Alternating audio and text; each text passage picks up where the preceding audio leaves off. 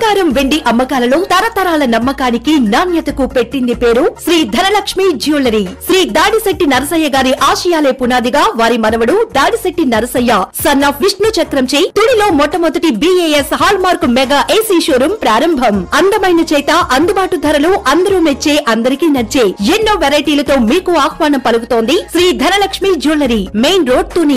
నమస్తే, my media వార్తలకు స్వాగతం. నేను మురళి. ముఖ్యమంత్రి చంద్రబాబు నాయుడికి ప్రచార ఆర్భాటమే తప్ప తుఫాన్ బాధితుల బాధలు పట్టవని వైసీపీ జిల్లా అధ్యక్షులు మాజీ మంత్రి దాడిశెట్టి రాజా ఎద్దేవా చేశారు.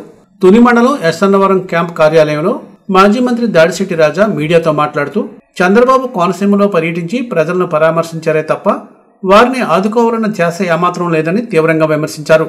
హెలికాప్టర్లో తుఫాన్ నష్టాన్ని పరిశీలించిన చంద్రబాబు రైతులకు, మత్స్యకారులకు, తుఫాన్ బాధితులకు ఎటువంటి వరాలు ప్రకటించకుండా డిజిటల్ మీడియాలో తన ప్రచారానికి 200 కోట్ల రూపాయలు విడుదల చేసుకున్నారన్నారు.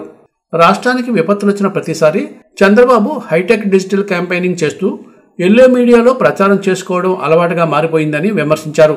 జిల్లా వ్యాప్తంగా వైఎస్ఆర్ కాంగ్రెస్ పార్టీ శ్రేణులు తుఫాన్ బాధితులకు అండగా నిలవాలని రాజా పిలుపునిచ్చారు. బాధితులకు నష్టపరిహారం చెల్లించే సమయంలో ప్రతి ఒక్క బాధితుడికి న్యాయం జరిగేలా వైసీపీ శ్రేణులు పాటుపడాలన్నారు. తుఫాన్లో నష్టపోయిన రైతులు, మత్స్యకారులకు ప్రభుత్వం అన్ని విధాలా ఆదుకోవాలని డిమాండ్ చేశారు. నిన్నే చూస్తున్నాం. మరి నిన్న కోనసీమ బిఆర్ అంబేద్కర్ కోనసీమ జిల్లాకి రావడం జరిగింది.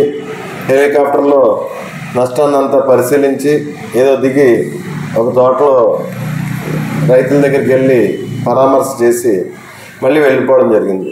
సరే, ఇంకా హెలికాప్టర్లో నష్టాన్ని అంతా పరిశీలించారు రాష్ట్ర ముఖ్యమంత్రి గారు.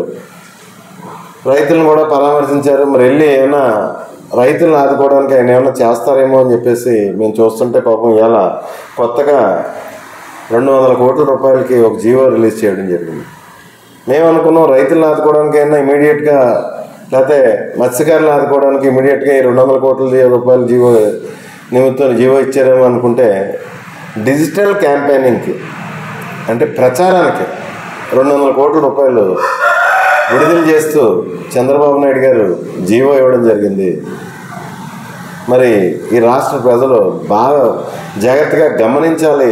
చంద్రబాబు నాయుడు గారి అడ్మినిస్ట్రేషన్కి, మాజీ ముఖ్యమంత్రి జగన్మోహన్ రెడ్డి గారి అడ్మినిస్ట్రేషన్కి తేడా గమనించాలని చెప్పేసి తెలియజేసుకుంటూ మరి ఒక్కసారి చెప్తున్నాను, కష్టంలో నష్టాల్లో ఉన్న రైతాంగాన్ని బాధ్యతగా ఈ జిల్లా వైఎస్ఆర్ కాంగ్రెస్ పార్టీ శ్రేణులందరూ కూడా, అలాగే విధంగా మత్స్యకారులను కూడా ఆదుకోవాలని చెప్పేసి తెలియజేసుకుంటూ రేపు 4వ తారీఖు ఏదైతే మెడికల్ కాలేజీలు, హాస్పిటల్ సంబంధించి మనం ఏదైతే ధర్నా చేద్దాం అనుకున్నామో దాన్ని 11వ తారీఖు పోస్ట్పోన్ చేయడం జరిగింది. 11వ తారీఖు జిల్లా వ్యాప్తంగా, అదేవిధంగా రాష్ట్ర వ్యాప్తంగా వైఎస్ఆర్ కాంగ్రెస్ పార్టీ శ్రేణులందరూ కూడా ఉత్సాహంగా పాల్గొనాలి. అదేవిధంగా మన బాధ్యత కాబట్టి ఈ తుఫాన్లో వరద బారిన పడిన రైతాంగాన్ని కూడా మన వైఎస్ఆర్ కాంగ్రెస్ పార్టీ శ్రేణులు ఆదుకోవాలని తెలియజేసుకుంటూ సెలవు తీసుకోండి.